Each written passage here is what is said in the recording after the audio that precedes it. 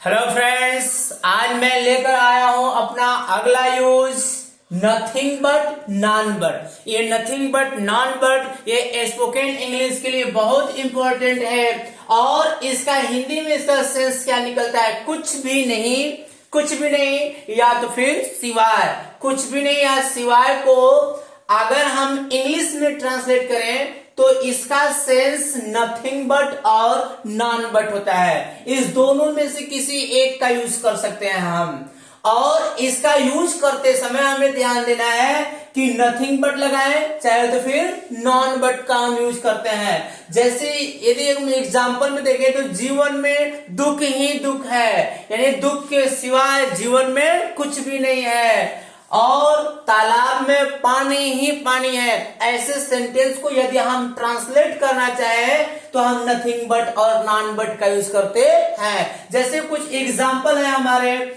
अब ना जीवन में दुख ही दुख है, अब इसे हमें ट्रांसलेट करते समय क्या हो जाएगा? देयर, जीवन में दुख ही दुख है, there is nothing but,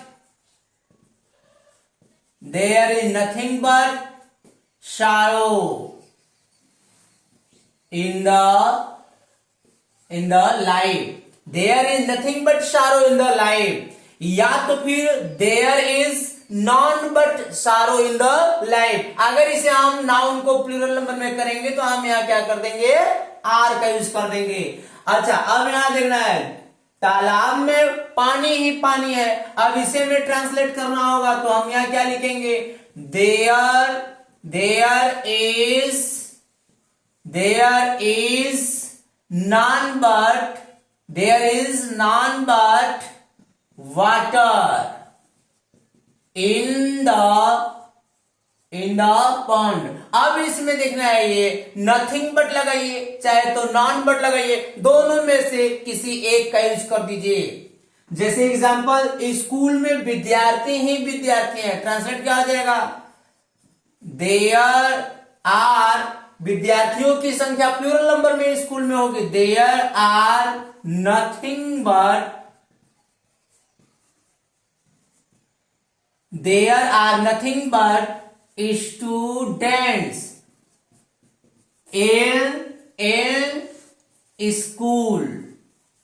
school में विद्यार्थी ही विद्यार्थी हैं। उसी तरह से एग्जांपल, जंगल में वृक्ष ही वृक्ष थे तो ट्रांसलेट क्या हो जाएगा? देयर वर, अगर सेंटेंस पास्ट टेंस में हो जाएगा तो वर लगा देंगे, there were nothing but, there were nothing but trees in the forest। मेले में दुकान ही दुकान है, ट्रांसलेट क्या हो जाएगा? There are none but shops, there are none but shops in the fair. किताब में पन्ने ही पन्ने हैं, ट्रांसलेट क्या हो जाएगा? There are nothing but, there are nothing but या नॉन बट, नथिंग बट लिखिए चाहे तो नॉन बट लिखिए, there are nothing but pages in the book. अगला सेंटेंस, चिड़ियाघर में जानवर ही जानवर है, there are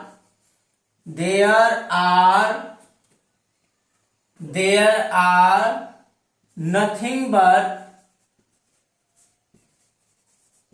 there are nothing but animals